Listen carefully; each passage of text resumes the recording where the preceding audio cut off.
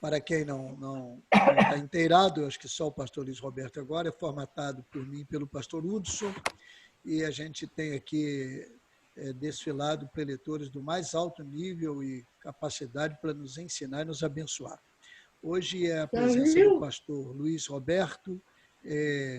Eu não vou apresentar o currículo dele todo, porque a gente perderia muito tempo aqui, não teria nenhum valor para nós, só para massagear o ego de alguns. O dele, ele não gosta disso, mas ele é professor de grego, Seminário do Sul, de outras matérias também. Ele é pastor da Igreja Batista Memorial da Tijuca, e uma pessoa maravilhosa, uma família exemplar, uma alegria tê-lo aqui. Eu vou pedir ao pastor Carlos Eduardo que faça uma oração, agradecendo a Deus a bênção da presença aqui do pastor Luiz Roberto entre a gente, que esta aula seja uma bênção também para nós. Amém. Prazer poder rever os irmãos, o pastor Luiz também, que foi um dos meus professores no Seminário do Sul. Sempre bom poder rever e ouvir, né? Relembrar um pouquinho daqueles momentos tão preciosos lá naquelas salas do prédio lá de Teologia do Seminário do Sul. Vamos orar então. Amém. Querido Deus, nós louvamos, nós bendizemos o nome do Senhor. Nós queremos agradecer por amanhã desse dia, podemos estarmos aqui reunidos, Senhor, com os colegas, para mais uma aula tão necessária, Santo Deus, para que possamos rever os conceitos, aprender mais sobre a Tua Palavra. Que o Senhor tome o Teu servo, pastor Luiz, em Tuas mãos, que ele seja instrumento, mais uma vez, Santo Deus, a nos passar e dividir o conhecimento. Que todos que estão, Santo Deus, participando, possam se deleitar com mais essa oportunidade. Te louvamos pela vida do pastor Neemias, pela vida do pastor Hudson, que idealizaram esse programa, nos dando o privilégio, Senhor, de estarmos aprendendo mais uma porção da palavra do Senhor. Continua conosco, nós a Te oramos, agradecidos por todos que estão participando, te pedindo uma bênção para cada um. Nós oramos assim em um nome de Jesus. Amém. Amém. Amém. Pastor Luiz Roberto, seja bem-vindo, fique à vontade entre nós, você é muito querido por todos nós, é uma alegria tê-lo aqui, tá bom, querido?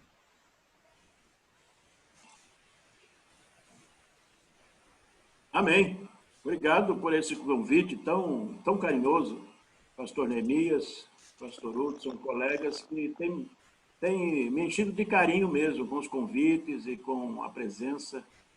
E agora revendo colegas de ministério, alunos. Esta pandemia está trazendo coisas boas. José disse para os seus irmãos: vocês intentaram mal contra mim, mas Deus transformou o mal em bem. A pandemia está trazendo, Deus está transformando as coisas ruins em experiências boas. Paulo disse assim: todas as coisas acabam contribuindo para o bem daqueles que amam o Senhor.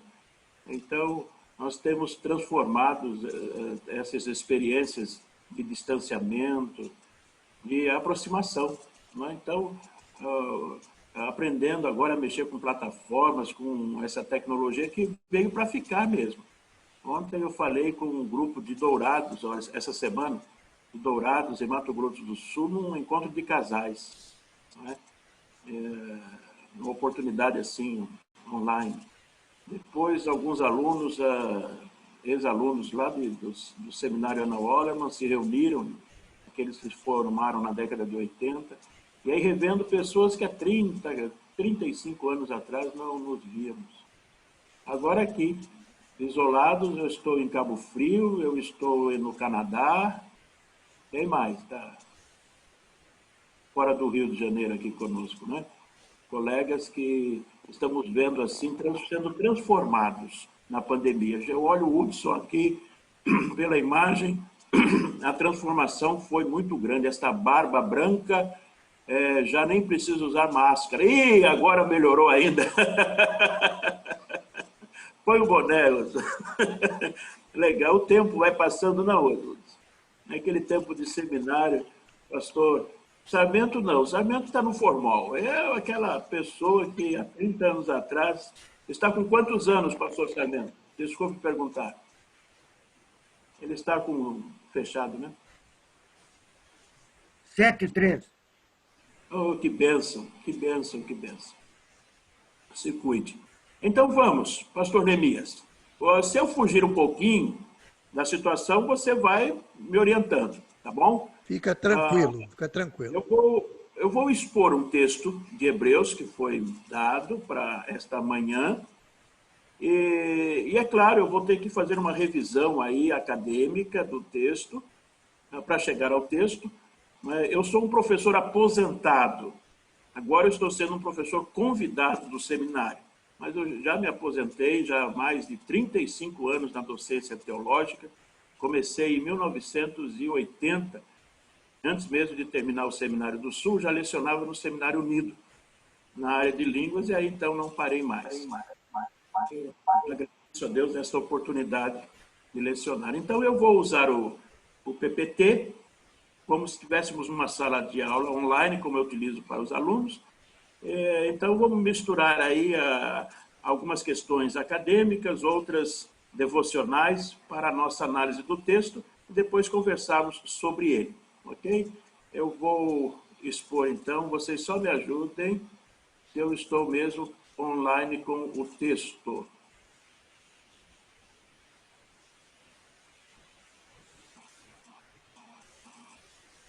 Todos estão vendo? Eu não estou aqui olhando. Eu só pergunto, Neemias, se está em ordem, se estão vendo o texto. Estamos vendo, okay. Sim. Ok. Então, eu quero trabalhar com esta ideia do texto, mas fazendo uma abordagem anterior, antes de entrarmos no texto propriamente dito. Quando falamos de uma leitura exegética de um texto bíblico, ele requer do estudante, do leitor bíblico, ter um conhecimento da formação geral do texto original, não é? Ter alguma noção da língua com que o texto foi produzido. O estudante precisa obter uma visão geral do texto todo. Um dos problemas exegéticos é a análise de textos fragmentados, versos isolados, que constituem muitas vezes formação de doutrinas equivocadas na nossa maneira de entender. Não só de doutrina, mas também de práticas. Precisamos também compreender, quando analisamos um texto, principalmente do Novo Testamento, e tratando de uma correspondência, possivelmente, entender o propósito da mensagem. Por que esse autor escreveu o texto? Precisamos entrar na cultura dos ouvintes, ou do primeiro auditório do texto. Isso implica uma dificuldade, porque eu estou dentro de uma cultura de leitor do texto, de um distanciamento espacial e temporal, né, de um texto produzido do outro lado do mundo, uma cultura totalmente adversa à minha, num tempo totalmente estranho ao meu. Eu preciso trabalhar com a teologia do autor, e não com a minha teologia, com a minha concepção sistemática, com as minhas verdades. Então, a exegese pede que o estudante esteja um pouquinho se esvaziando, né, do seu aspecto, por um tempo, cultural, linguístico, social, teológico, para uma entrada no texto, permitir que o texto, num processo arqueológico, né, de escavação, descobrir coisas que estão presentes naquele tempo e que precisamos resgatar no dia de hoje. Então, vamos à sala de aula. Vamos ao quadro negro. No meu tempo, já que eu sou um sexagenário, ainda sou do tempo do quadro negro e de giz. Nada substitui isto, não é? Eu sou daquele que saía todo empoeirado de giz. Nem o quadro branco eu gosto de caneta, eu gosto é do giz. Então, vamos lá. Vou aproveitar a tecnologia e usar. Eu não sei se está tendo desta qualidade aí. Dá para ver também? Eu vou perguntando no início para saber se vocês estão me acompanhando. Tá bom? Perfeito. Okay. Então, eu tenho que entrar aqui, uma revisão, meus colegas, rapidinho, porque isso é uma questão introdutória do texto, eu não quero gastar muito tempo sobre isso. Questões de autoria. Eu estou recebendo um texto da Carta aos Hebreus, que, pela tradição da igreja, ao longo da história da igreja, foi atribuída a Paulo, né? Algumas Bíblias vêm aí, autor, Paulo. Na análise interna da carta, é um texto anônimo, né? Ao longo da história do estudo bíblico, nós encontramos várias propostas de autoria, não é? Bíblica desse texto, como Barnabé, Lucas, Silas, Filipe, Apolo, Priscila, Clemente, Timóteo, Epáfras e até Maria, a mãe de Jesus. Embora isso mostre, realmente é um texto anônimo. Não é? Lembrando que a autoridade do texto bíblico não está na sua fonte autoral humana. Lembremos que Mateus, Marcos, Lucas, João são textos internamente anônimos. O autor não se identifica. Então, eu tenho o primeiro evangelho da tradição mateana, lucana, joanina, marquiana, mas em que eles, em termos de análise textual, são anônimos. Isso não tira a autoridade do texto. A autoridade do texto está acima do caráter autoral humano. Questões dos destinatários. Não é? O documento do Novo Testamento é importante localizar o autor para facilitar a sua compreensão teológica e também a sua preocupação comunitária. Hebreus é uma carta com dificuldade de análise exatamente por termos a dificuldade autoral, daí a dificuldade de identificar a teologia do autor, e também da preocupação comunitária, por ser uma comunidade desconhecida. O próprio título já foi dado aos hebreus, é muito genérico, não é? Então, os estudiosos atribuem esta carta como sendo dos cristãos em Alexandria, ou de judeus não cristãos no Império Romano, ou de cristãos judeus em Jerusalém. Ou até esta última, né, vocês vão vendo que as últimas são as minhas posições, ou de cismas de famílias sacerdotais de Jerusalém. Então, são várias propostas que os autores apresentam sobre o ambiente do destinatário desta carta. A datação é uma outra questão. A gente chama da data mínima e a data máxima. Clemente parece ter utilizado citações da carta aos Hebreus, então nós colocamos a data máxima de 95 depois de Cristo e com a informação de Timóteo aprisionado por volta aí do final do ministério de Paulo, 68 e 69. Não é? As questões a considerar sobre datação é o silêncio sobre a destruição do templo, anos 70, não é? E a perseguição se trata realmente daquele período da década de 60, a Guerra Judaico-Romana. Propósito. Os autores diferem também sobre o propósito do autor. Veja, dificuldade de datação, de autoria e de destinatário nos leva também a termos dificuldades na análise do propósito da carta. Ou eu estou tratando de uma carta de evangelização para judeus piedosos e messiânicos, ou estou tratando de uma carta apologética, que vai advertir contra a apostasia, um retorno ao judaísmo, ou estou trabalhando com uma carta em que o autor está exortando a maturidade cristã numa perseguição. Nas questões literárias, eu estou diante do melhor grego literário do Novo Testamento. É um vocabulário próximo ao grego da Septuaginta. É uma linguagem retórica, ritmada, tem uma sintaxe excelente na construção literária. Tem estilos e ordens bem delineados na sua construção lógica e nas suas parênteses, nas suas advertências comunitárias.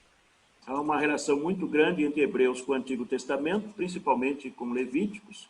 Hebreus é conhecido como Levítico do Novo Testamento. E a questão do gênero. Não é? Esse é um texto, é um sermão. Alguns tratam esta carta como sendo uma coletânea de mensagens, um sermonário, ou uma carta mesmo, uma epístola, ou é um tratado teológico. Veja que esta análise de gênero vai também propor a maneira de entender as questões internas do texto, a leitura de um verso bíblico.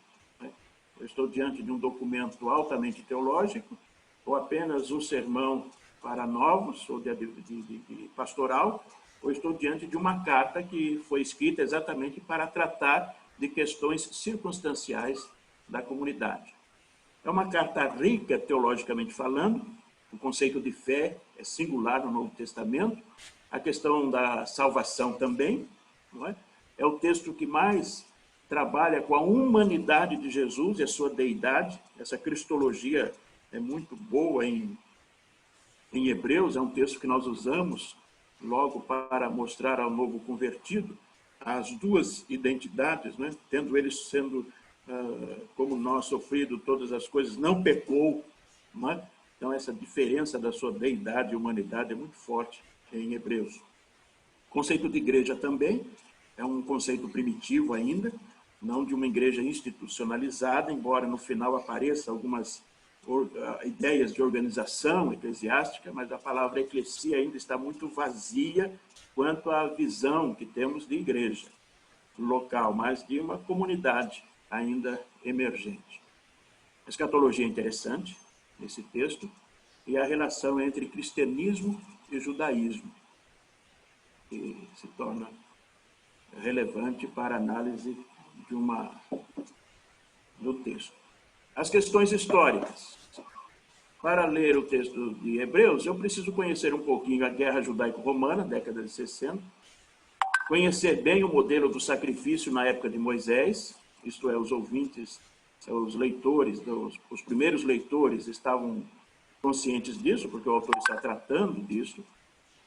O ritual sacerdotal e levítico, o judaísmo helenístico, muito importante, Filo, e a comunidade de Qumran, um elemento novo que entrou no final do século passado, com as descobertas dos pergaminhos, que traz Hebreus próximo a uma linguagem encontrada nos documentos, nos rituais praticados em Qumran, principalmente as questões sacerdotais. Crítica histórica, desinteresse do sentido histórico, é uma exegese tipológica, usa Melquisedeque e tabernáculo, é uma linguagem platônica, fala sobre sombras, terrenos celestes, uma linguagem grega, e a aproximação com Paulo, são as questões sobre a sua literatura. Ok? Essa é a introdução do quadro negro, vamos voltar ao assunto da carta propriamente dita. Tranquilo, né? Uma revisão do bacharelado. Os alunos que fizeram introdução ao Novo Testamento passaram por isso, são questões introdutórias, só para revisão. Perfeito? Anote aí a sua questão sobre um desses assuntos. Vamos lá. Para trabalhar com um texto, eu vou chegar no verso, eu prometo, mas eu preciso ter uma visão do todo. Então, todo estudante bíblico deve ser um colecionador de esboços. Há vários autores, os autores, quando trabalham no comentário, a primeira coisa é a organização das unidades textuais. Então, é bom você escolher um, né, ou construir um. Eu preciso de esquemas. A minha mente, a minha forma de gravar e de pensar é esquemática. Então, eu trabalho muito com esquemas. Então, esse daqui é um esquema que eu fiz, um esquema hermenêutico, em que a base hermenêutica de Hebreus está na sua introdução, quando o autor diz Deus, tendo falado de muitas formas e de muitas maneiras, antigamente aos pais, nesses últimos dias falou-nos pelo Filho. Então, aqui é a base hermenêutica, o que o autor está dizendo, que o mesmo Deus que falou no passado, e o que Deus fala não envelhece, não muda, que Deus é um Deus que sempre se comunicou, que sempre falou, que sempre se mostrou, que sempre se revelou, e no passado ele fez isso com os pais, profeticamente, e agora ele está dizendo nos nossos dias, filialmente. Então, não há um processo de exclusão do que Deus falou antes com o que Deus está falando agora, filialmente. Não há um processo de desvalorização do Antigo Testamento com o Novo Testamento.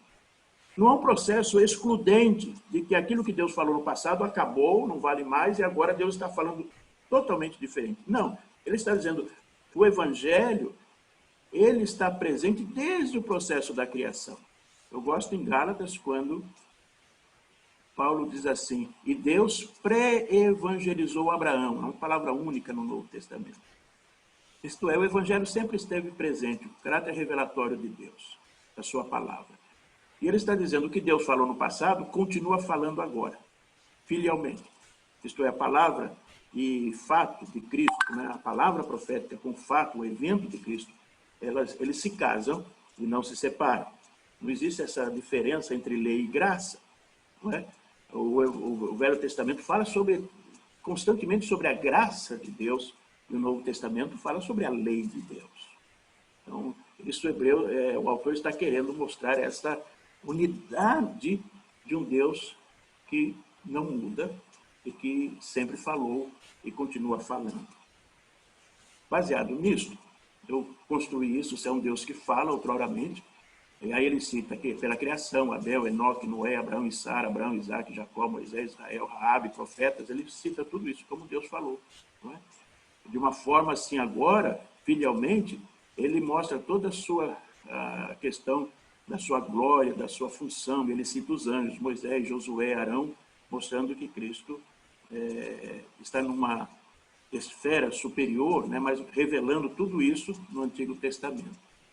Esta excelência do Filho que está presente e o Antigo Testamento, esta sombra, este eco dos últimos dias ao fim. Feito isto, eu preciso desse esboço.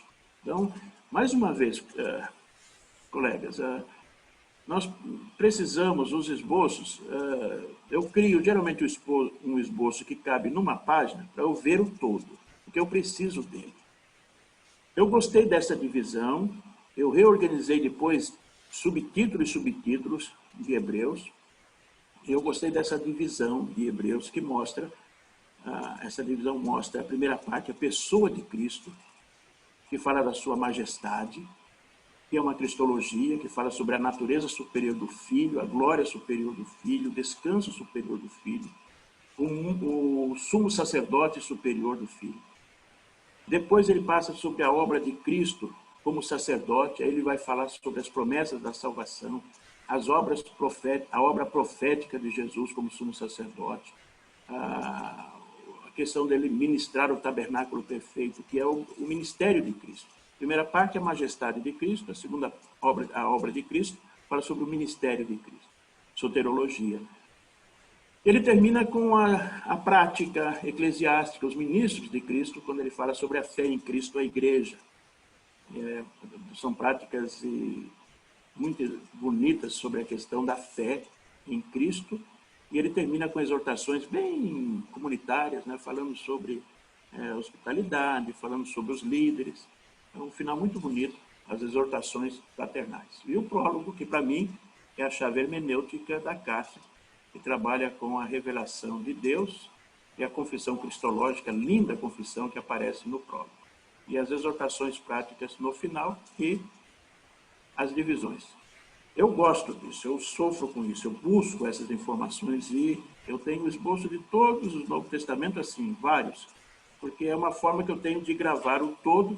Quando menciona um texto bíblico na carta, do todo eu vou localizá-lo. É o mapa, é o nosso GPS bíblico. Eu acho que falta, às vezes, no cuidado nosso, né, com as nossas preocupações, a visão do todo do texto. E, às vezes, nos preocupamos com versos isolados que perdem a função do texto. É o que eu vou tentar fazer hoje. Então, veja, por que eu estou chegando nesse texto? Nessa visão anterior, existe, então, a divisão entre a majestade de Cristo e a obra de Cristo, o ministério de Cristo. Existe uma divisão. O autor está falando sobre o sumo sacerdócio superior do Filho. E ele termina com uma advertência sobre a imaturidade, que termina onde? No capítulo 6, verso 3. E depois, quando fala sobre as promessas da salvação, começa no verso 4 do capítulo 6. E eu recebi para tratar de um texto de capítulo 6, de 1 a 9. Mas a divisão de capítulos, de versículos, no texto bíblico hoje, isso que foi feito lá no século XVI, já não serve mais hoje. A mudança de parágrafos, de pontuação, de respiração do texto mudou muito. Notem que o texto original ainda não tínhamos os pontos críticos, ponto e vírgula, parágrafo, ponto final, interrogação, exclamação.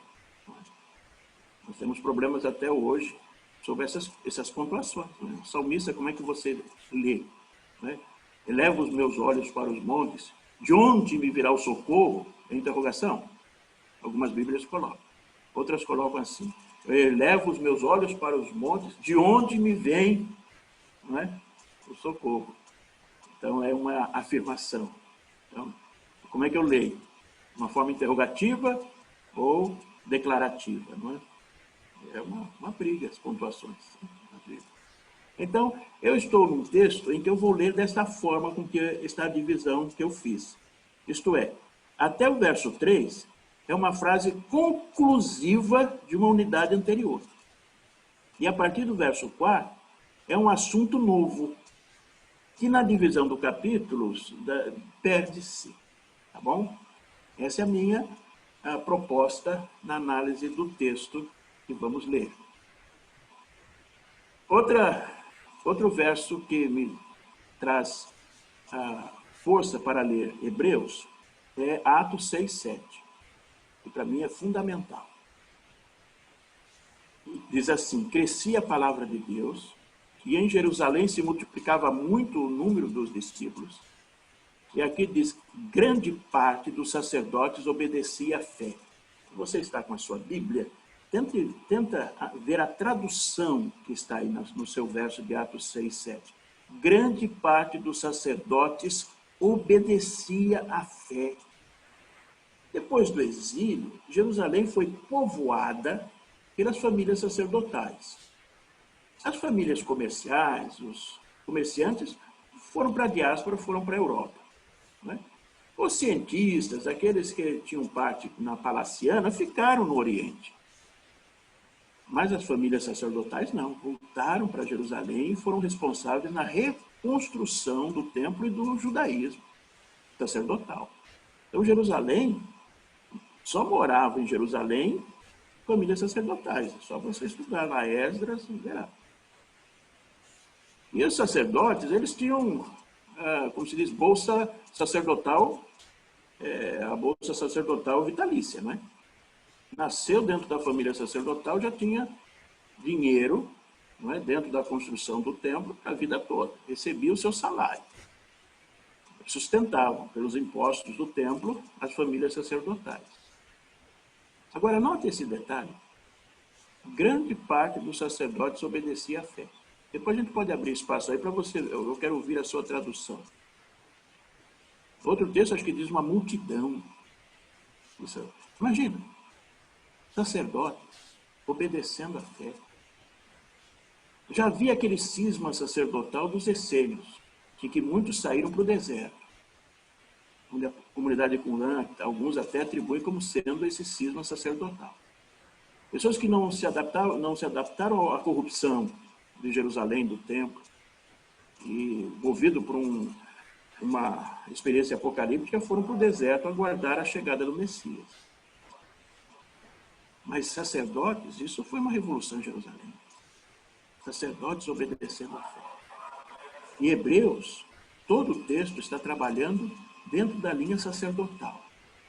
Então, uma proposta que eu faço é de que esta carta foi escrita para uma comunidade de sacerdotes que estão obedecendo e seguindo o Evangelho.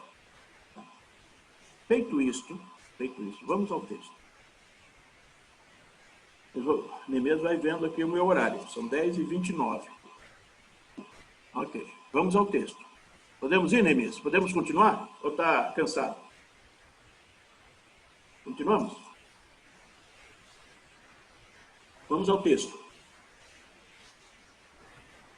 Hebreus 6:1-3. Agora você vai ler esse texto na sua versão. E eu vou fazer uma mudança. Note, esse texto, ele é conclusivo. Então, eu não vou analisar o texto todo. Essa parte aqui eu vou resolver rápido. Ele é conclusivo do texto anterior.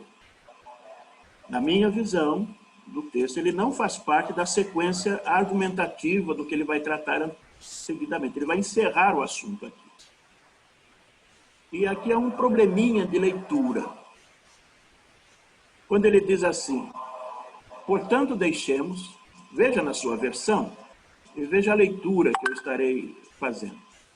Portanto, deixemos ensinos. Deixa eu só apagar aqui um detalhe que está fazendo muito barulho o meu WhatsApp. Okay.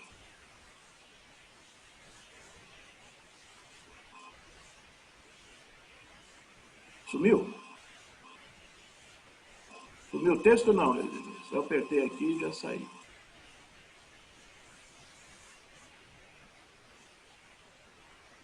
Não, o texto continua aqui. É porque eu fico mutado e aí, entendeu? Okay. Se tiver alguma alteração, você fica tranquilo que eu interrompo, não. Porque aí Eu deixo a janela fechada aqui por causa da tela não tirar o texto para mim. Obrigado. Capítulo 6, de 1 a 3. Então, na divisão das unidades, ele é conclusivo ao tema anterior. Ele diz assim: portanto, deixemos ensinos elementares a respeito do Messias. Eu estou colocando a palavra Messias e tirando a palavra Cristo. Por quê? A palavra Cristo, para nós, se reporta a Jesus. Para uma linguagem, naquela época judaica, Cristo se reporta ao Messias, e não necessariamente Jesus. Então, nós sempre lemos aqui como sendo ensinos elementares a respeito de Cristo. A gente pensa em doutrinas bíblicas cristãs. Mas a mente do autor não está falando sobre doutrinas cristãs, mas está falando sobre doutrinas judaicas, práticas judaicas de quem aguardava o Messias, que tinha a sua fé no Messias. Que práticas são essas? Que para ele, agora, com o advento de Jesus, elas se tornam rudimentares. Eram introdutórias na palavra profética. Que práticas judaicas incentivavam a fé no Messias? Por exemplo, o arrependimento de atos que conduzem à morte. Veja o batismo de João Batista, do arrependimento. A fé em Deus. Veja o ensino do Antigo Testamento sobre fé de Abraão. A instrução a respeito de batismos, as abluções judaicas, os batismos de purificação, que levava a pessoa a estar preparando para a chegada messiânica. A imposição de mãos judaica, a doutrina da ressurreição dos mortos do judaísmo, a visão do juízo eterno do judaísmo. Então, esse texto, ele não está falando de doutrinas cristãs, porque não se encaixam muito aqui, todas elas. Elas estão falando de todas as práticas judaicas messiânicas. Ele está dizendo, olha, a respeito desses ensinos elementares, sobre como vamos fazer, sobre qual agora a nossa visão de arrependimento que conduz à morte, da fé, dos batismos, da imposição de mãos, da ressurreição de morte e juízo, vamos tratar isso num outro momento, porque isso agora não é importante no que vamos conversar. Ponto final. Se Deus permitir, falaremos sobre esses rudimentos das doutrinas judaicas que vocês aprenderam sobre o Messias. Porque agora nós temos uma nova forma de ver. Deus falando profeticamente no passado, agora falando filialmente. Muda, irmãos. Muda o texto.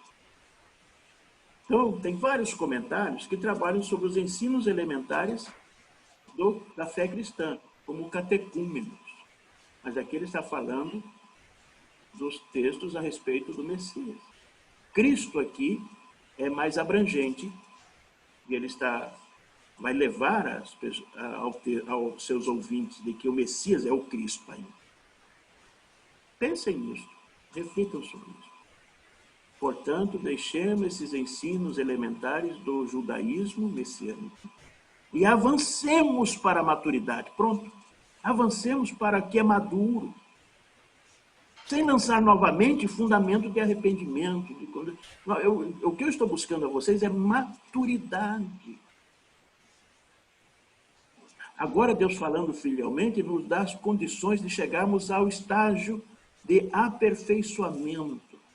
Lembrando que teleios, fim, não significa simplesmente perfeição sem erro, mas significa chegar no estágio de execução. Telos não é fim, é finalidade. Nós que trabalhamos o fim de todas as coisas, nós aguardamos a finalidade para a qual todas as coisas foram criadas. Esse é o nosso fim, é um fim criativo e não um fim destrutivo. Feito isto, vamos ao texto seguinte, que começa uma nova unidade. E aí essa nova unidade tem a ver tudo com os textos seguintes, que o tema é salvação. sobre cristologia terminou. No capítulo 6, verso 3, terminou aquela unidade da cristologia. Agora vamos para a salvação. Ele está introduzindo o assunto. Feito isso, ele começa. Portanto, ora é um conectivo que não dá necessariamente sequência. É impossível para aqueles que uma vez foram iluminados, provar o dom celestial. Alguém está pedindo para entrar aqui, eu não sei quem é. Pode deixar.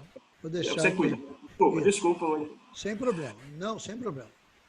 Uma vez que foram iluminados, provaram o dom celestial, tornaram-se participantes do Espírito Santo, experimentaram a bondade da palavra de Deus e os poderes da era que há de vir. Interessante. Quem são esses? Quem são esses? Esta é a grande dúvida do leitor evangélico. Quem são eles? Que foram iluminados, que provaram o dom celestial, participantes do Espírito Santo. Ou eu vou trabalhar isso com uma questão histórica, aqueles que provaram historicamente a presença de Jesus, a morte de Jesus, o evento da mensagem do Evangelho com a presença agora atuante do Espírito Santo na igreja. E viveram historicamente isso, como diz o texto do profeta, e o povo que andava em trevas viu uma grande luz. Então, historicamente, o mundo foi iluminado. O mundo provou o dom celestial. Foram participantes da presença do Espírito Santo, universalmente, do poder, da bondade da palavra de Deus e da esperança no retorno. Quer dizer, ele está falando de uma experiência pessoal de salvação ou de uma experiência histórica da intervenção de Deus. Isso muda a maneira de interpretar. O que aconteceu com essa argumentação? Que caíram. Que sejam reconduzidos ao arrependimento, pois para si mesmos estão crucificando de novo o Filho de Deus, sujeitando-o à desonra pública. A Nova Tradução na linguagem de hoje, se alguém tem, esse texto não foi muito bem traduzido, porque eles colocam a palavra fé, talvez seja bem traduzido, bem interpretado, porque nesse texto não fala sobre fé. Interessante, fala só sobre arrependimento. O que o autor está dizendo? Esse é o problema.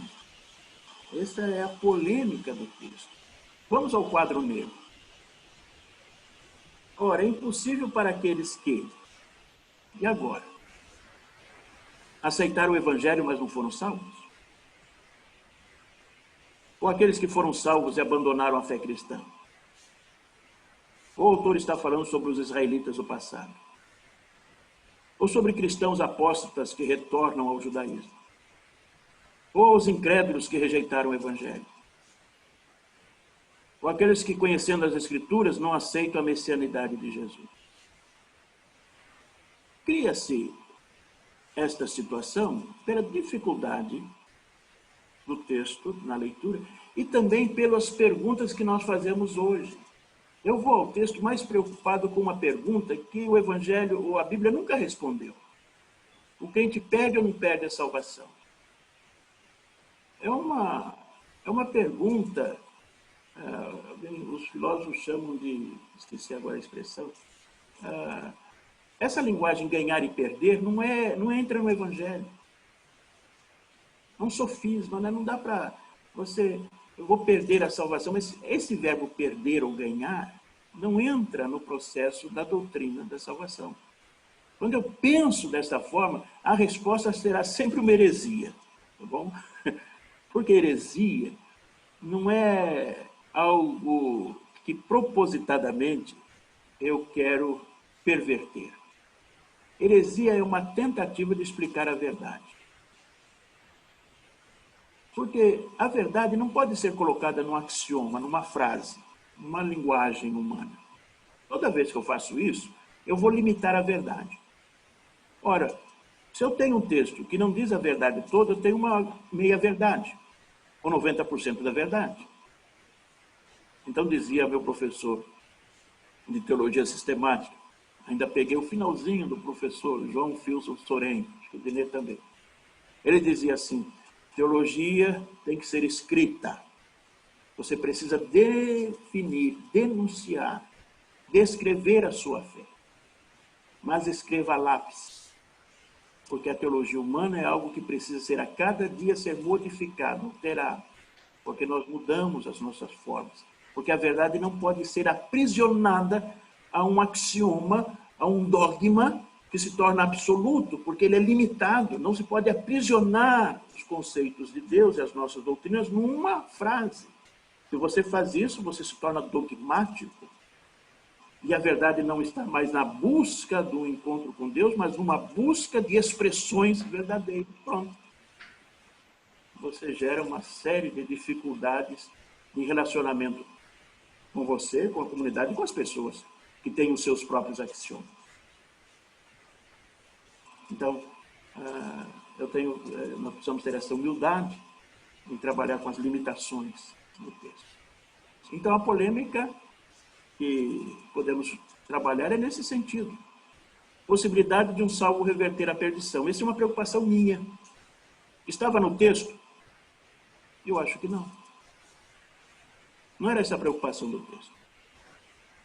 Ele está ilustrando um sermão, o início de um sermão sobre salvação, que tem caráter ilustrativo e não dogmático.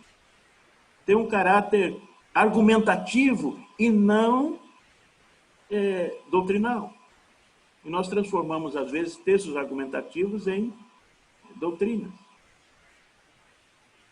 Seria uma hipótese, então, esse texto retórico, ilustrativo? Uma hipótese retórica ilustrativa? Ou seria como alguns autores dizem, não, ele está tratando sobre perda de galardões e não da salvação? Ou seria uma palavra dirigida a quase cristãos? Ou seria um aviso aos cristãos para demonstrar genuinidade? Ou o autor está querendo despertar os seus ouvintes para a fé em Cristo? Eu pulei um, deixa eu ver se eu consigo voltar. E aí ele cita um texto que Jesus usou também, a figura da terra, pois a terra que absorve a chuva, que cai frequentemente, dá colheita proveitosa àqueles que a cultivam, recebe a bênção de Deus. Mas a terra que produz espinhos e ervas daninhas é inútil e logo será amaldiçoada, e seu fim é ser queimado. Ele está falando de dois caminhos, de duas situações. Algo que gera vida e algo que gera morte. E aí eu fico pensando com os meus botões, de que se essa carta foi escrita àqueles sacerdotes lá em Atos, fiéis à palavra de Deus, historicamente estavam a caminho aguardando o Messias, tinham toda uma conduta de fidelidade a Deus, de zelo a Deus, e chegam na hora da cruz, onde é o pé da cruz, e vêem todas aquelas promessas e todas aquelas situações que eles foram iluminados, que eles receberam, estavam vivendo, olham para a cruz. E agora eles têm que tomar uma decisão. Uma decisão única. De continuar avançando, agora compreendendo que todas as suas esperanças e todas as promessas de Deus se cumpriram de forma positiva e real naquela cruz. Ou eles vão parar ali? Os sacerdotes tinham que tomar uma decisão, porque continuar significaria rever todos os seus conceitos de sacrifício sacerdotal, do templo. E agora? Eles estão numa encruzilhada.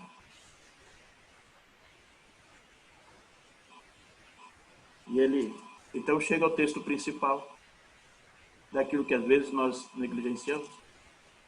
E aqui é a base do que ele vai dizer todo o texto. Aqui, então, esse texto tem que crescer e o outro ser argumentativo e não doutrinal. Aí ele vai dizer assim, amados, mesmo falando desta forma, e aí é uma forma que ele está usando, sobre alguém que faz tudo direitinho, recebe toda a graça, chega na cruz, e isso era singular para aqueles sacerdotes naquele tempo histórico. E daí eu tenho que transformar isso nas mensagens de hoje, nas minhas preocupações de hoje, sobre o meu momento de hoje, mas naquele momento eu vejo assim os sacerdotes, você entende agora ali, prossigo ou não rejeito Jesus como Messias, ou continuo agora na minha maturidade, naquele clímax da revelação do Filho. Estamos convictos de coisas melhores em relação a vocês, coisas próprias da salvação. O texto lindo vem a seguir, e ele vai começar a trabalhar sobre fé. O arrependimento está ligado diretamente à fé. A incredulidade requer arrependimento, e todo arrependimento requer fé. Por isso, lanço para vocês essas questões. Autores que dizem que esta passagem sustenta que não está escrito para cristãos, mas sobre descrentes que estão convencidos das verdades básicas do Evangelho, mas que não depositaram sua fé em Jesus Cristo como Salvador. Eles estão intelectualmente persuadidos, mas espiritualmente não. Outra interpretação sustenta que a passagem apresenta uma argumentação baseada em premissa falsa, em que um verdadeiro cristão pode cair, e o segue até a sua conclusão, sem sentido. Este argumento seria o chamado a redução ao absurdo, seria um argumento ad absurdo, cuja premissa é refutada ao mostrar a lógica que leva a esse absurdo. E aí eu termino a nossa conversa sobre a frase do professor George Elton Led, que ele diz assim: o autor de Hebreus não está interessado nas perguntas que os teólogos sistemáticos costumam fazer. Será que esse povo era realmente um povo salvo que estava arriscando a perder a sua salvação?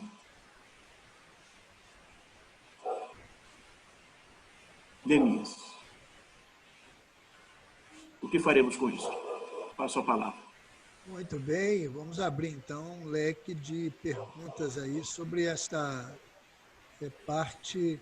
O William colocou, apenas para sinalizar aqui, que gostaria de ler, que alguém então lesse o texto de Atos 6, 7, não é isso? Isso. Não sei se é para fazer isso. Então, que aí eu introduziria aqui esse leque de perguntas e considerações. Por exemplo, aqui na Almeida Revista Atualizada, diz assim, crescia a palavra de Deus... não, perdão, eu estou em... Não, é Atos 6, 7, não é isso? Isso mesmo. Crescia a palavra de Deus e em Jerusalém se multiplicava o número dos discípulos, também muitíssimos sacerdotes obedeciam à fé. A Nova Tradução, como o irmão também fez uma citação dela, e era grande o número de sacerdotes judeus que aceitavam a fé cristã. Mas eu tenho aqui o texto naquele Novo Testamento bilíngue, e aí ele já diz assim, quer ver? Só esse detalhe. Grande multidão dos sacerdotes obedeciam à fé. Isso é muito forte. Isso é muito. Aí teria, eu não sou meu irmão que é, mas aqui ele está, grande multidão dos sacerdotes obedeciam à fé. Não sei se está correto, mas polus te, óculos, tom, ierelm. Aí a pronúncia eu não sei. É okay? Isso mesmo. Ok? Então, vai lá. Eu só fiz para adiantar, porque o irmão citou que, de repente, ele deveria ser lido. E aí está aberto para considerações na primeira parte. Vamos lá, gente, eu bebi aqui. Vamos lá. considerações? Eu teria uma Professor Luiz Roberto. Fala, Hudson. Eu gostaria que, se você pudesse, é claro, e vai poder, dar um toque um pouco mais sobre essa questão dos 3 primeiros versos que você retirou aí no sentido de que está relacionado aos textos anteriores, porque você termina a sua fala sobre os sacerdotes diante da cruz, vamos assim dizer, e qual a decisão a tomar, mais ou menos isso. E aí, na sua fala final, me leva a pensar e a refletir sobre exatamente os 3 primeiros versos relacionados a esses argumentos posteriores. Eu não sei se eu fiquei assim um pouco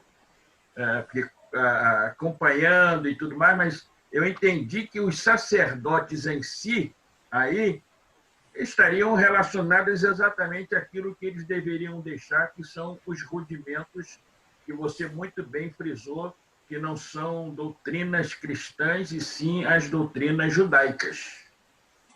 Eu fiquei assim nessa dúvida.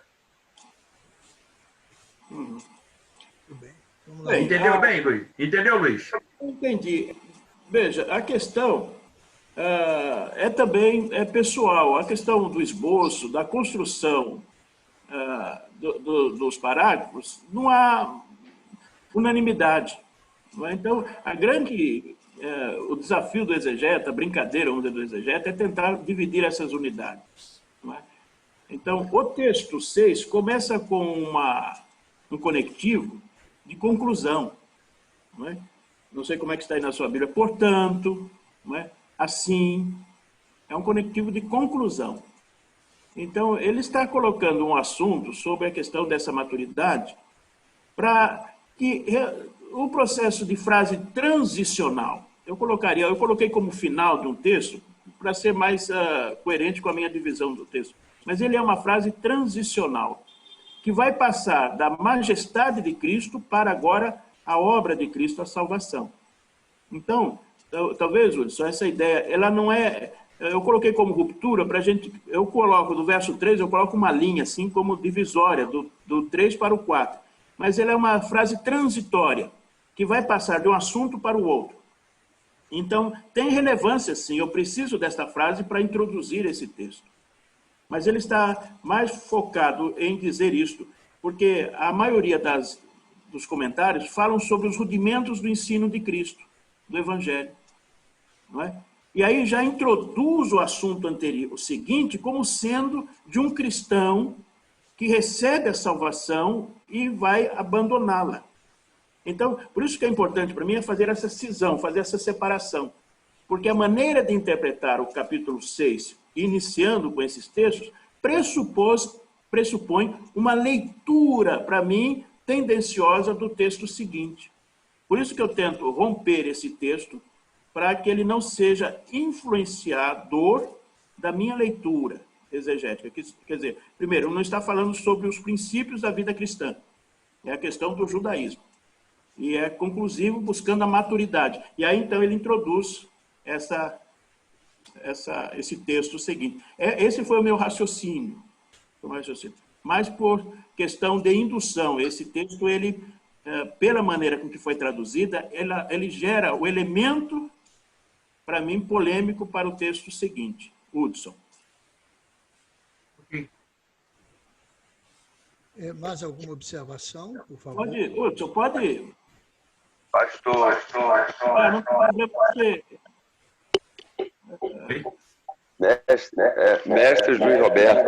Não sei, Hudson, você entra numa crise. Poxa vida, eu vou mudar para o seu irmão? Não é assim. Oi? Não é. Oi? Não, fique à vontade para contra-argumentar. Quem sou eu, mestre? Quem sou eu? É que eu acompanhando o seu raciocínio, eu fiquei relacionando que exatamente o oposto, que me pareceu e me parece que esses 3 primeiros versos, eles ajudam, na verdade, e fortalecem mais ainda os seus argumentos posteriores. Esta é a minha compreensão, ok? Eu acho que uma frase tradicional é correta. Colocando como sendo rudimentos judaicos. Aí ajuda. Obrigado. Mestre Luiz Roberto e amigos, é muito bom essa manhã estar com vocês. E falar assim como o Elias falou, nós estamos bebendo aí no balde, né? Porque maravilhoso. Eu baixei aqui o arsenal de muitos dos livros que eu comprei por época do seminário. O pastor Dinei, que está aí, da mesma época, o Luiz Roberto, esteve lá no seminário de Niterói. Nós estávamos lá. E uma coisa que eu achei muito interessante, assim, que em relação às versões, e eu entendi muito bem a posição do pastor, e aqui na versão do grego, aqui do Hebreus 6, logo no primeiro versículo, falando daqueles primeiros tópicos, ele fala, teis arque ton Christo, né? E ele vai falar princípios, e aquele princípio ali vem de início, né? Aquilo que eles aprenderam quando foi iluminado no início. Então, eles sabiam de tudo que iria acontecer, e mesmo assim, eles não conseguem acreditar na sua totalidade do que foi o Cristo, a ideia do Cristo, que o Cristo fez ao pé da cruz, né? E lá em Atos capítulo 6, versículo 7, na versão do NVT, ela vai dizer que muitos sacerdotes também se converteram.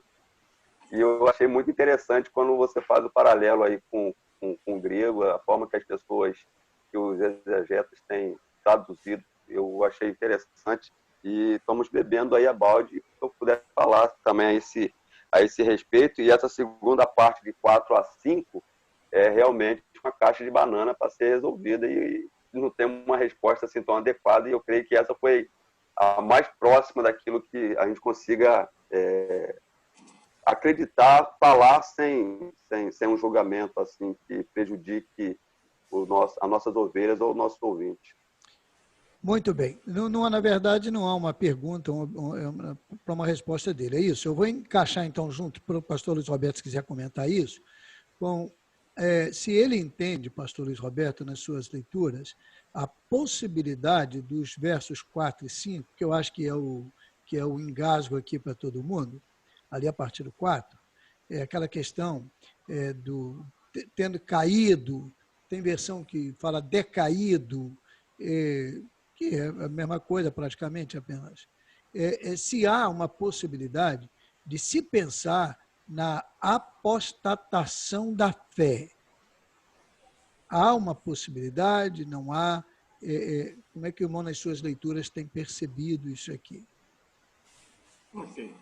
Só completando a palavra do Daniel, eu tenho lido Hebreus assim, como sendo um manual de orientação para essa comunidade de sacerdotes, né, que dominavam bem esse assunto. Né?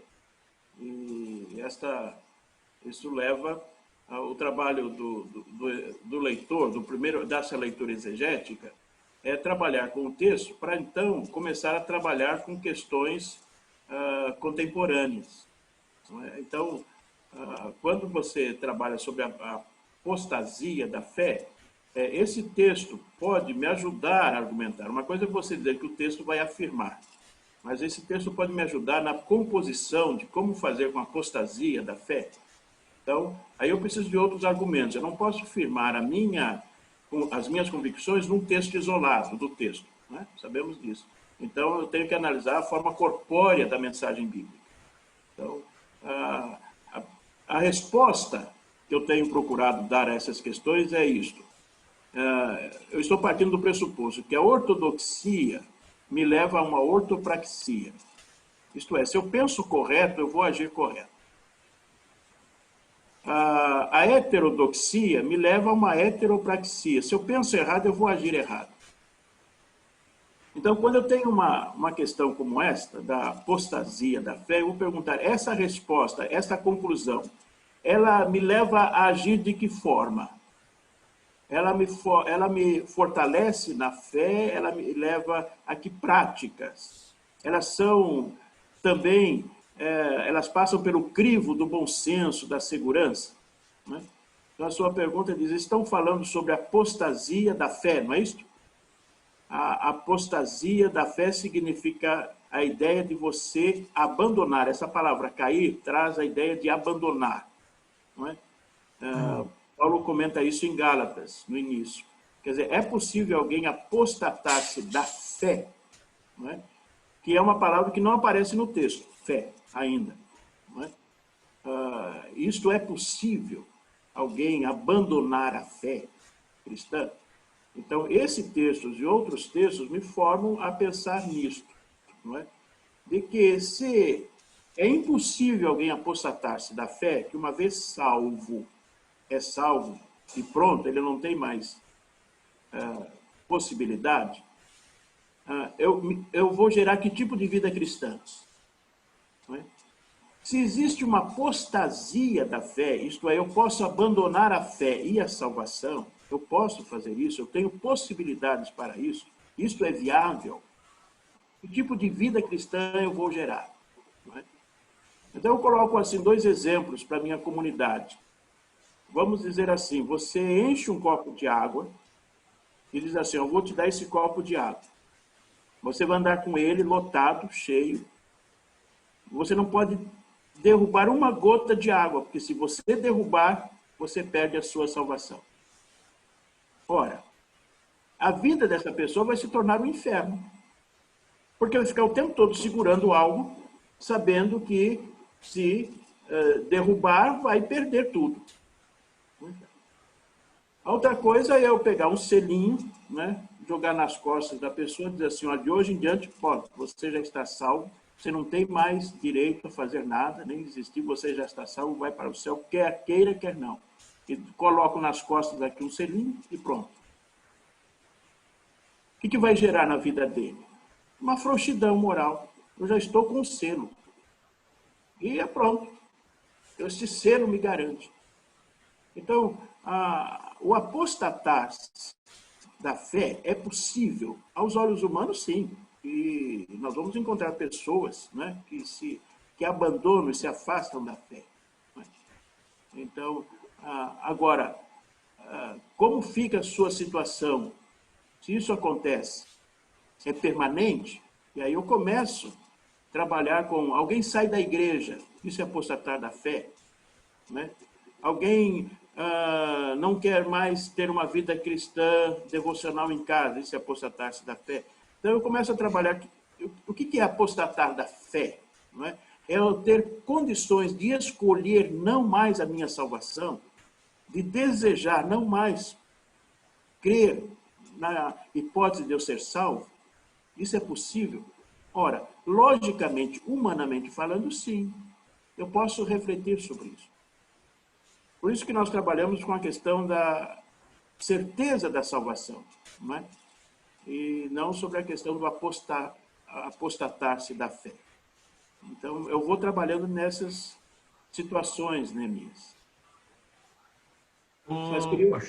Pastor Luiz e Neemias, ainda com a sua permissão, não sei se tem alguém levantando a mão aí, eu não quero atravessar ninguém. Não, pode Mas é o seguinte, para mim esse texto bíblico sempre foi para mim um dos textos mais difíceis e integrantes do Novo Testamento. Eu sempre vivi em crise com ele, digo para vocês, fazendo várias leituras, pesquisa dentro das minhas possibilidades, sempre e lendo e procurando entender e dando até algumas evasivas, talvez, né? Que a gente é levado a essa questão. Em toda a literatura que eu li até hoje, eu nunca tinha ouvido, e para mim esta manhã traz uma elucidação assim muito grandiosa, viu, professor? Porque eu nunca li nenhuma literatura que eu tenho sobre Hebreus, menciona o aspecto de que esse texto foi produzido especialmente, é claro que atendendo a várias comunidades, mas o foco era a comunidade sacerdotal de Jerusalém. Ok? Eu não vejo isso, não encontrei isso em lugar nenhum. Para mim é uma coisa nova. E isto, para mim, e a maneira como foi colocado, e dessa forma e dessa maneira, traz para mim uma lucidez tremenda, grandiosa, que traz calmaria ao meu coração em relação ao texto bíblico, que tem aí algumas expressões isoladas que deixam a gente em crise, mas quando a gente procura ver o todo da comunidade sacerdotal em Jerusalém, que o irmão muito bem argumentou aí, presente em Jerusalém, e para mim me ajuda, então, muito, depois de algumas décadas estudando esse texto, eu vou dizer para você, me trouxe nesta manhã assim, muita paz, numa compreensão, com muita coerência em relação àquilo que está escrito em Hebreus capítulo 6, se a gente compreender, e é possível, é claro, porque existiriam vários outros argumentos aí. Você começou, inclusive, mencionando que Hebreus é o Levítico do Novo Testamento, não é isso? Então, relacionado à questão do judaísmo, dos sacerdotes e tudo mais, essa linguagem. Então, eu quero fazer esse comentário para dizer que, para mim, a chave aí para a compreensão desse texto aí é exatamente o fato de que foi dito, mencionado e argumentado sobre a comunidade sacerdotal em Jerusalém. Ok?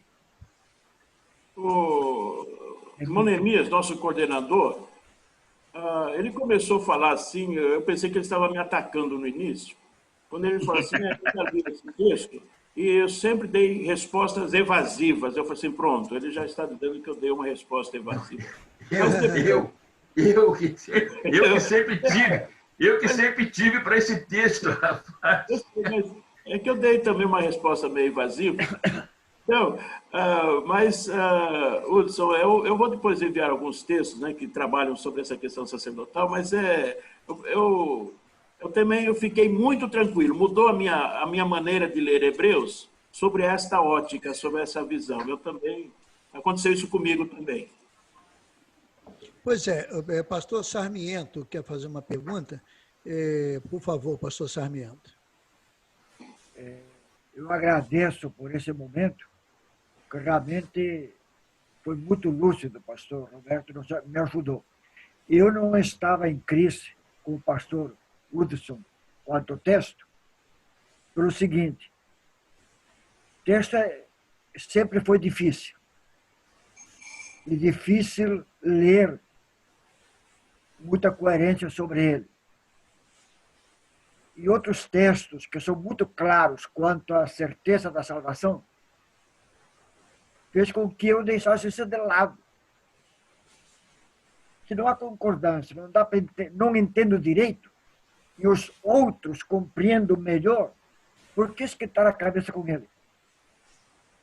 Mas hoje trouxe um aspecto muito mais claro para entender melhor.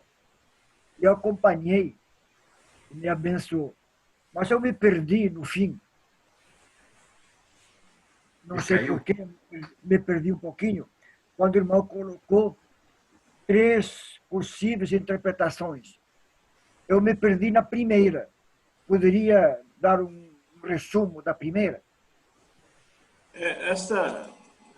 Pastor Sarmiento, se o irmão se perdeu, esse é um problema teológico e salvífico, não é?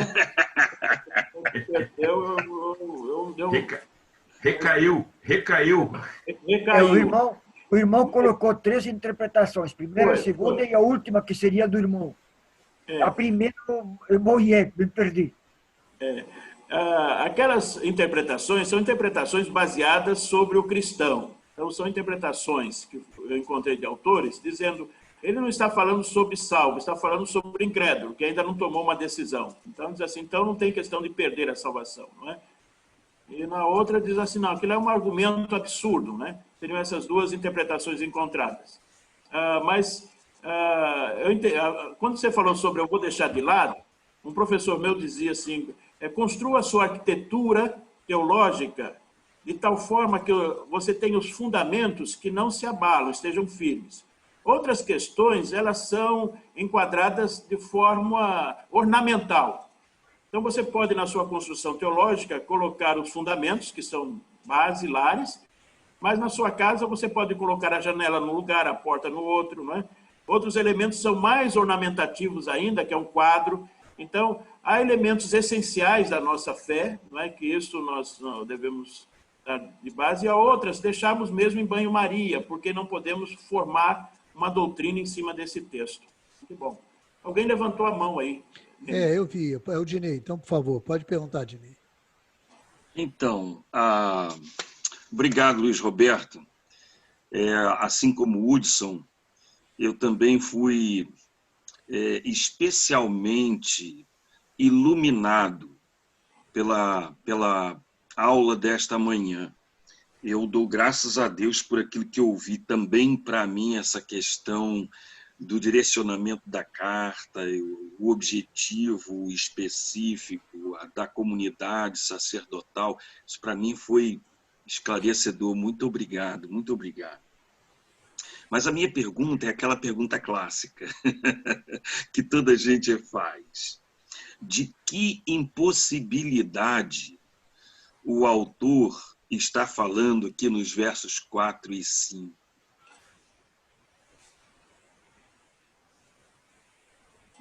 Poxa vida, que hora que termina? Não termina agora? Não, não termina... Normalmente o horário é 11h30. Mas... Boa, mestre, boa. Essa palavra impossível, é uma linguagem do autor de Hebreus. Ele vai dizer lá em Hebreus 6:18, diz assim, é impossível para Deus mentir. Em Hebreus 10:4 ele diz assim, é impossível que o sangue de touros e bodes pode tirar o pecado. Em Hebreus 11:6 ele diz, é impossível agradar a Deus sem fé. Então, essa expressão é do autor mesmo. Ele está dizendo algo bem categórico e tranquilo, porque ele vai falar sobre a certeza da salvação em diante, que não há outro caminho. Mas se o sacerdote chega até a cruz e rejeita essa opção, não tem outro. Ele está crucificando a Cristo, não é? Ele está desfazendo a obra salvífica de Deus, não há outro caminho, não há outro recurso. É a impossibilidade zero. Então, eu trabalho com a impossibilidade do termo de rejeitar a obra da salvação do que com o caráter da impossibilidade de perder a salvação. É muito mais forte. Não é? E é uma palavra que ele vem usando, é impossível agradar a Deus sem fé. E aonde ele quer chegar nesse texto, no final de Hebreus, é isso, fé. Não é? Vocês têm todo o processo, vocês construíram toda essa religiosidade correta das promessas. Agora, tudo pronto. Agora é só crer em Cristo e pronto, e fecha toda a sua experiência de vida, onde muitos sacerdotes aceitaram esta vida e vão seguir a Cristo. E vai ter uma revolução em Jerusalém, não é? Então, historicamente, eu coloco desta forma essa palavra impossível, pastor Dinei, como sendo uma palavra muito própria do autor. Alguém mais tem alguma pergunta? Respondeu, Dinei, tá ótimo. Tá bom, Dinei? Show. Pastor, deixa eu então aqui, não vi ninguém levantando a mão. O Mateus está levantando a mão aí. Mateus, é Alair, pastor Alair, vamos lá. A hora que tiver que terminar, você me fala, tá? Tá bom. Pois não, Alair. Pastor Alair.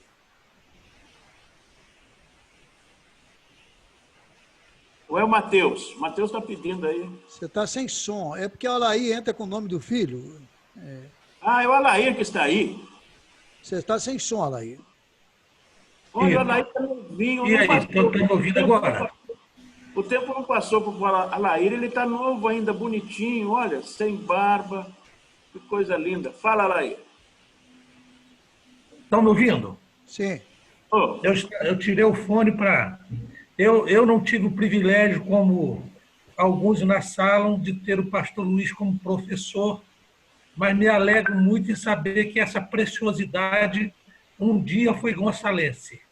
E aí me alegro mais que não é o primeiro que passa nesse seminário aqui, já, se não me engano, é o segundo ex-gonçalense, e a gente está bebendo aqui. Mas, pastor, o irmão disse sobre a definição de heresia, que é a tentativa de explicar a fé. Como podemos entender, eu queria que o senhor falasse um pouco sobre isso, a contribuição da ciência na fé e esse objetivo que nós temos de harmonizar fé e ciência. Eu digo que toda heresia é a tentativa de explicar uma verdade. Como a verdade é inexplicável em forma categórica de linguagem, eu vou criar uma verdade não total. E daí, então, é uma heresia, né? Uma meia-verdade é uma heresia. Então, por isso, o seminário é uma fonte de heresias, né? Quando você está estudando, é dali que você sai os pensamentos equivocados. Isso nos traz humildade, sabendo que eu devo estar sempre ouvindo também e reconstruindo a minha fé com a experiência do outro. Aí você fala sobre a questão fé e ciência. A palavra fé... Desculpe. A idade vai chegando. A palavra fé, piscis, está intrinsecamente voltado a conhecimento, a razão. A fé é um argumento racional, científico. Ela não é oposta à ciência, não é? A ciência é construída em cima de convicções, em cima de fatos. E a fé, ela só é baseada em fatos, não é? Apesar que a mudança é que o ser humano coloca a sua ciência em fatos que muitas vezes são relativos. Por isso a ciência tem que trabalhar também com a sua humildade, porque a verdade é verdade enquanto ela tem uma visão de fatos. A fé bíblica, a fé cristã, ela é baseada em fatos, e por isso ela é racional, ou racional, como dizia o nosso professor Darcy Zilek. Ela está impregnada da razão. Somente quem tem um fator reflexivo tem um caráter de fé. Por isso só o ser humano pode ter fé, nenhuma outra criatura. Porque está ligado à mente, ao caráter cognitivo. A fé bíblica está baseada em fatos. E Hebreus deixa isso bem claro, não é? Fatos que fogem daquilo da visibilidade humana, da aparência humana, mas são fatos, não é? Que não podemos ver, mas existem, que não estão presentes, mas não estão longe de nós. Então, eu trabalho com essa visão desta fé baseada em fatos revelatórios de Deus na vida humana.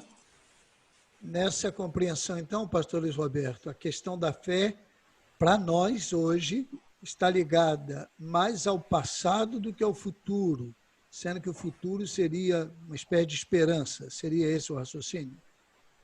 Hebreus termina desta forma. Nós que estamos agora envoltos de tão grande nuvem de testemunhas, está falando do passado, não é? Então, olhando para o autor e consumador da nossa fé. É isso que nos impulsiona a andar. Aqueles sacerdotes estavam agora tomando um passo da maturidade, reconhecendo que tudo que eles esperavam como se diz a palavra, agora fugiu, concluiu, se aperfeiçoou, amadureceu em Cristo Jesus. Muito bem. Eu quero retomar aqui, então, eu não estou vendo ninguém querendo fazer abordagem, sobre ali Hebreus de novo 11, Hebreus 6, perdão. Eu nunca vi como um dos textos mais complicados, não. Sei do posicionamento do Udo de algum tempo, eu nunca vi como um dos... Eu acho que alguns textos, assim, para a gente que também traz outros problemas lá, como Paulo diz lá, a gente tem um texto como inspirado, e ele diz, eu falo agora como homem. Então, aqui, eu fico assim, então, como é que a gente vai trabalhar essa questão aqui? está ligado aí também ao assunto inspiração. Eu vejo ali, e foi muito interessante essa questão dos impossíveis em Hebreus, eu anotei aqui, que realmente tem, mas eu nunca tinha atentado para isso. Tinha já o Hebreus 11, e foi muito esclarecedor esse 6 de 1 a 3 que você fez agora, porque também não tinha observado isso. Mas em Hebreus 11, eu sempre disse, olha, o Hebreus 11 termina em 12, 1 e 2, se não me falha a memória. Ele não termina no último verso de 11. Porque o 12 diz, portanto, nós também que estamos rodeados de uma tão grande nuvem de testemunhas. Então, quer dizer, se é uma conclusão, é conclusão do anterior. E agora você lhe traz isso no capítulo 6, muito interessante.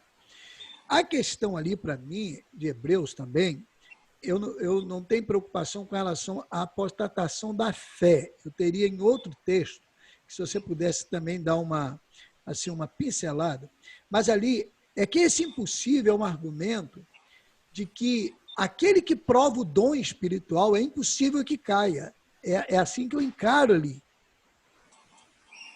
E ele, então, ao dizer que caindo vai ser impossível retornar, porque é impossível a queda desses no sentido de salvação. Então, essa é a leitura que eu vejo assim, bem, assim, me satisfaz. Estou dizendo que é correto. A impossibilidade é de quem é marcado por Cristo cair. Cair no sentido de perda de salvação. Então, esse é impossível. Mas como abrir o leque aí para esse impossível em Hebreus, seria legal. Agora, por exemplo, na questão, então, já que se liga aqui a apostatação da fé, Paulo escrevendo sobre Demas, ele fala em Filemon, se não me engano, ele cita Demas. Depois, em Colossenses, ele cita Demas e alista Demas como cooperador. E depois, em Timóteo, ele cita Demas como alguém que abandonou o apóstolo Paulo, amando o presente século. Então, eu sei que são questões diferentes, mas essa ali é uma leitura de apostatação da fé, possivelmente, ou não? A minha preocupação, Neemias, é a questão de juízo. Minha preocupação é isso que me leva a pensar. Apostatar-se da fé é experiência humana, desistirmos da fé. A palavra apostatar tem a ver com a palavra desistir, abandonar. É possível apostatar-se da fé? Essa seria a pergunta. É difícil visibilizar isso e julgar isso. O meu problema é sobre o juízo. Essa pessoa apostatou-se da fé e está perdida para sempre. Esse é o vínculo.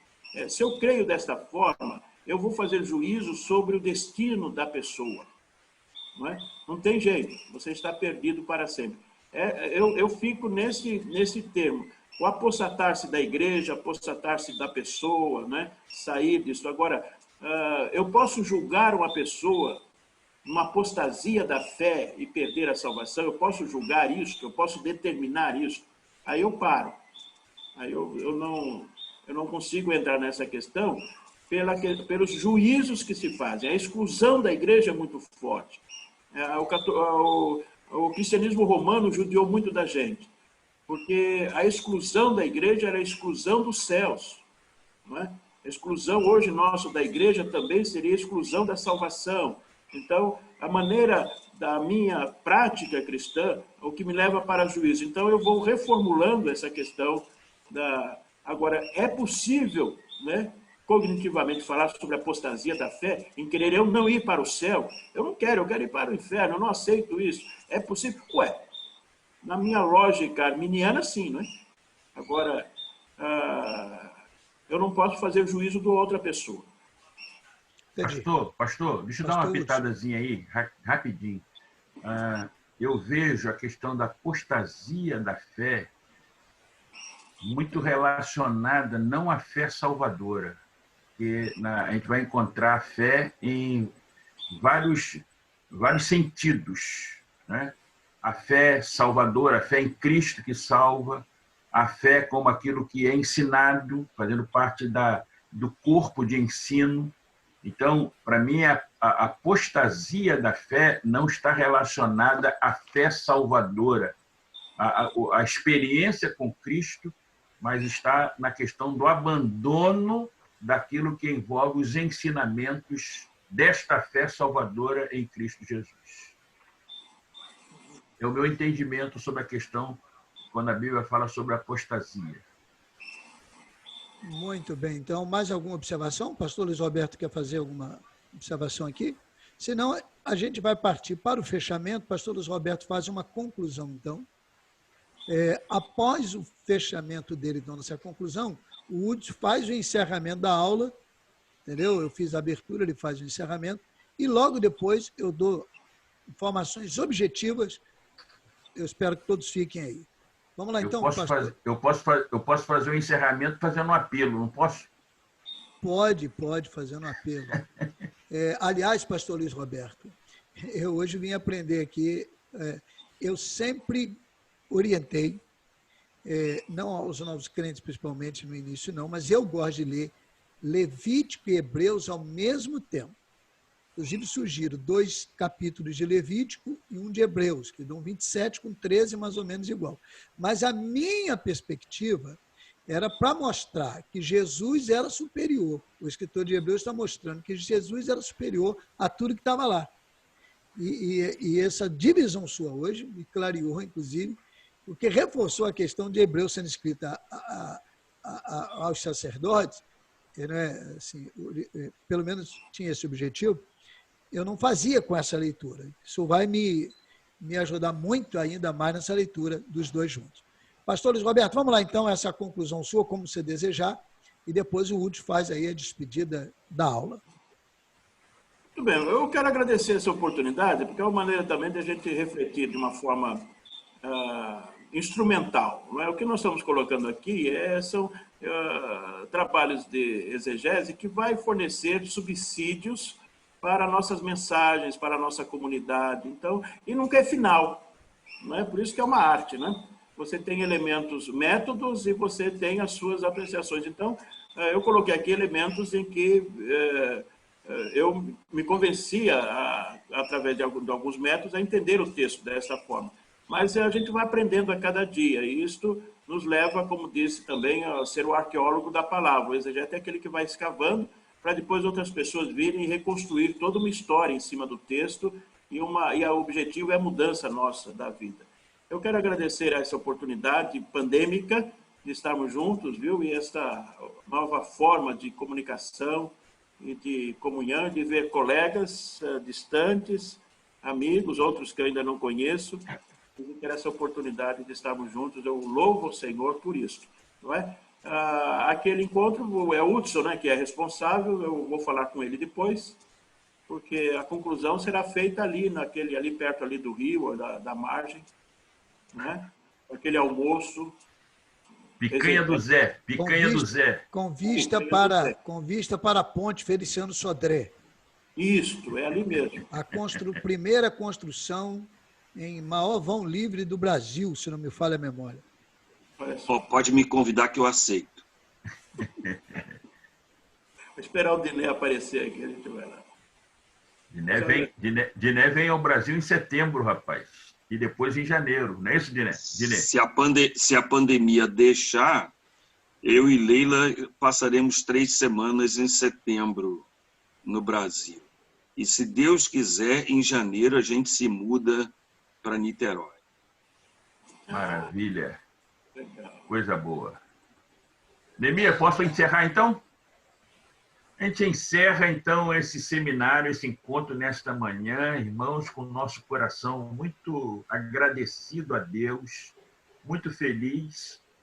Primeiro que conversar e estar em torno da palavra do Senhor é algo assim, é muito precioso. Todos nós aqui somos estudantes, pregadores da palavra, e a gente poder conversar, falar em torno de um texto bíblico é algo assim muito gratificante, muito prazeroso, é algo assim muito especial. E nesta manhã, muito mais ainda, que Deus usou o conhecimento, a inteligência do nosso mestre, professor Luiz Roberto, para trazer para nós aí informações, elucidando, ajudando, esclarecendo aí na compreensão desse texto bíblico, e com certeza o Senhor acrescentou muito, além dos aspectos técnicos colocados aí, exegese, mas foi de uma inspiração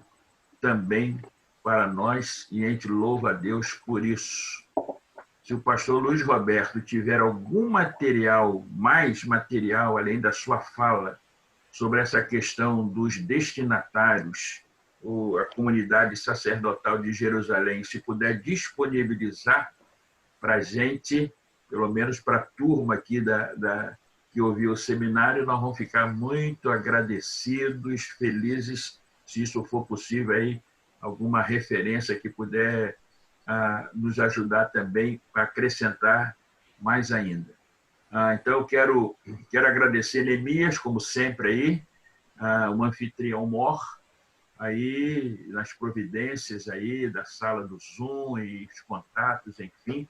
Agradecer a todos que puderam adentrar aí a sala, participar nesta manhã linda, preciosa, e, ao mesmo tempo, também transmitir ao Luiz Roberto, mais uma vez, parabéns pela aula, parabéns pela sua vida, Deus continue abençoando, e parabéns pelo seu aniversário ontem, dia 23 de julho, fez aniversário ontem, completou o mesmo tempo de idade que eu vou completar em setembro. Ok? Legal. Nós somos de 1956. 56. Então, alegria grande. Meu abraço a todos. Deus abençoe fortemente. Nós vamos orar, encerrando. Deus continue abençoando a todos.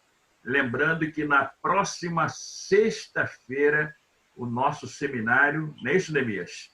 Nosso seminário... Você vai falar ou eu...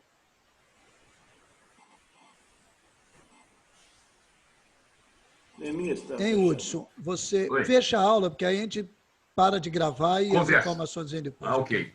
Então tá joia. Então vamos orar, vamos falar com Deus.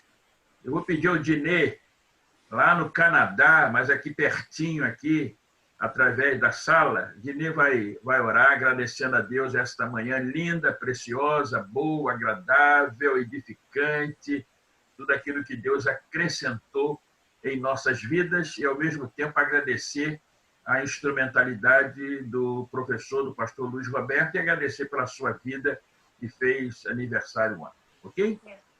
Vamos orar? Deus bendito, nós louvamos e bendizemos o teu nome. Tu és o nosso Deus e Pai, o Pai de nosso Senhor Jesus Cristo, pelo qual o Senhor nos tornou filhos teus. Que bênção maravilhosa e que privilégio é sermos teus filhos. Eu quero te agradecer de modo muito especial a inspiração dessa aula, esses momentos tão preciosos que pudemos estar em torno da tua palavra, ouvindo o pastor Luiz Roberto. Nós te agradecemos muito a vida do Luiz Roberto, que ontem completou mais um ano de existência, mercê da tua graça, e pedimos que o Senhor o abençoe, a sua esposa, os seus filhos, os seus netos, o seu ministério. Senhor, que tu o abençoes abundantemente. Nós queremos te agradecer também esta bendita, preciosa, poderosa, perfeita e eterna salvação que o Senhor nos outorga em Cristo Jesus. Que bênção é sermos salvos pelo poder do sangue de Jesus. Amém. Senhor, muito obrigado por essa bênção tão maravilhosa. Muito obrigado a Deus, porque o Senhor também nos tem concedido o privilégio de sermos pregadores anunciadores desta tua palavra, desta bendita salvação. Ó Deus, nós te pedimos que o Senhor nos torne cada vez mais amadurecidos e que diante da tua cruz, da cruz de Jesus Cristo, nós reconheçamos não apenas a rudeza, a desgraça do nosso pecado e o poder da tua justiça, mas, acima de tudo, a maravilha da tua graça e quão esplêndido é o teu amor. Senhor, que nós nos possamos encher dessa graça e desse amor para ministrar a tua palavra de salvação a todos quantos tivermos oportunidade. Aceita nossa gratidão por esse dia e nos abençoe cada dia mais. Nós te pedimos e agradecemos em nome de Jesus. Amém, Senhor. Amém, amém. Então, aqui, fiquem um pouquinho na sala, por favor. Aqui a gente